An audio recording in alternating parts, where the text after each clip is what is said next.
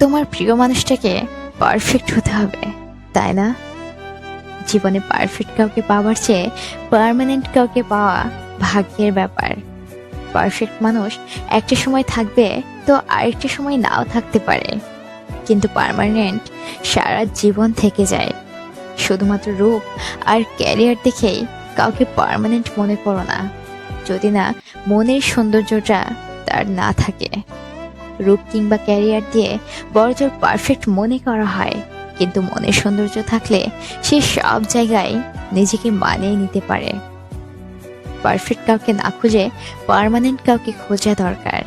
একজন পারফেক্ট মানুষ চিরকাল পারফেক্ট হয়ে থাকে না।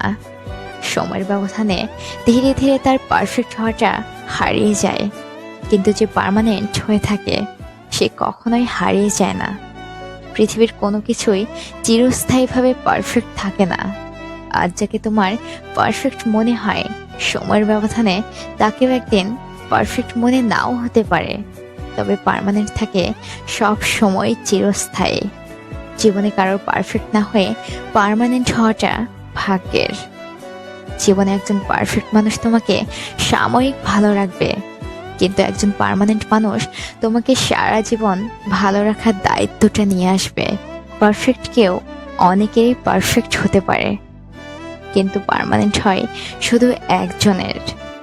একজন পারফেক্ট মানুষ তোমাকে শুধুই কতগুলো স্মৃতি উপহার দিতে পারবে, তারপর অন্য কারোর স্মৃতি হয়ে যায়।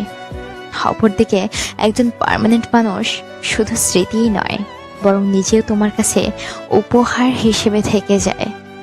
পারফেক্ট কাউকে খুঁজতে গিয়ে যে পার্মানেন্ট হয়ে থাকতে চায় তাকে হারিয়ে ফেলো না। মনে রেখো, প্রতিটা পারফেক্ট মানুষই কিন্তু পার্মানেন্ট হয় না, কিন্তু প্রতিটা পার্মানেন্ট মানুষই পারফেক্ট পার্মানেন্ট দুটোই হয়ে থাকে।